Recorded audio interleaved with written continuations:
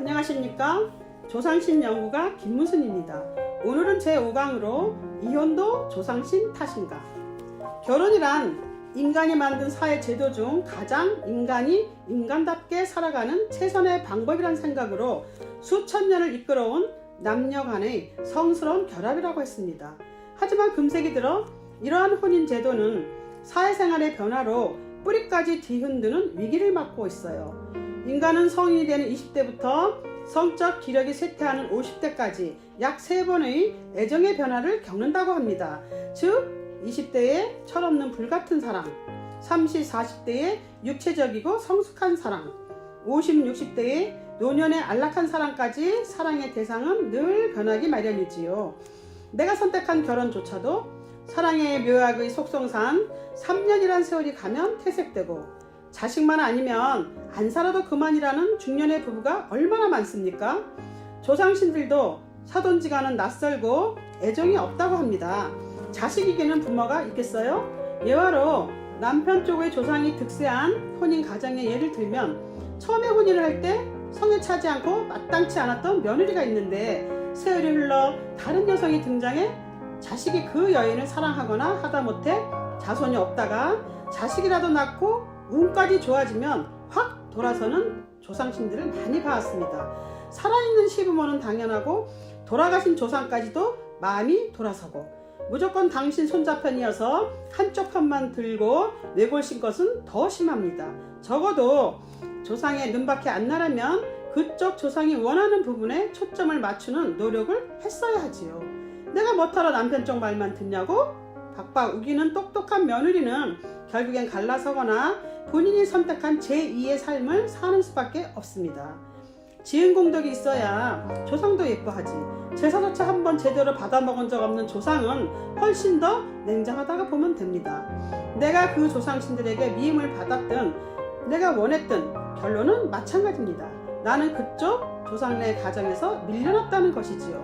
조상신은 단순해서 애정 없는 조상신끼리는 더 미련 없이 갈라섭니다. 또한 조상신 선택해주는 인연에 대해서 평범한 두 남녀가 혼인을 하는 데는 우연이든 필연이든 만남이라는 과정을 거쳐서 사랑을 하게 되면서 여러 가지 조건을 봅니다. 학벌이든 재력이든 기타 등등 현대는 가문의 문제가 가장 나중이 아닌가 싶습니다. 하지만 옛날처럼 집안끼리의 혼사가 아니니까 더 편안하고 좋아졌다고 하는 것은 모르는 사람들 말이고 오히려 성씨에 대한 검증이 없거나 그런 부분에 대한 무지가 나중에 큰 풍파나 우환이 되는 경우는 허다합니다. 혼인을 해서는 안 되는 집안끼리 혼인한 예화가 있지요. 할아버지가 큰 절의 스님이셨는데 2대째 목사님의 집안 딸과 연애를 하여 혼인을 하였습니다. 하지만 결국에는 조상들이 못 견뎌 갈라서게 만들었는데 두 딸 중 큰 딸은 어머니 편, 작은 딸은 아버지 편을 드는 상태가 되었지요. 어쩌면 신들의 힘의 균형이 무서울 정도로 팽팽해 결국엔 눈물과 회한 속에 재판까지 가 끝까지 못 살게 되었어요. 각 성씨들을 보면 조상끼리 원수 집안이 있습니다. 서로 죽이거나 모함으로 죽거나 역적으로 몰아간 집안끼리는 사돈이 되면 안 되지 않을까요? 현재를 사는 일반인들이 성씨에 대해 잘 모르거나 관심이 없어서 그렇지 조금만 역사책을 들춰 야사라도 많이 접하는 사람들은 어떤 성씨와 어떤 성씨가 혼인을 하면 우환이 많다는 것이 통설로도 존재합니다. 또 간이 아주 높은 집안의 아들이 너무나 천한 집안의 딸과 혼인을 하는 경우도 그쪽 여성이 용도가 다하면 쫓겨나서 애들의 부모로만 남게 되는 경우도 있어요. 어떻게 해서라도 가문을 살리려고 하는 큰 뜻에는 무서운 조상신들의 위력이 작용을 합니다. 지혜를 주고 건강을 보살피고 제사를 시켜주고 재운과 관운을 이끌어주고자 귀인을 붙여줍니다.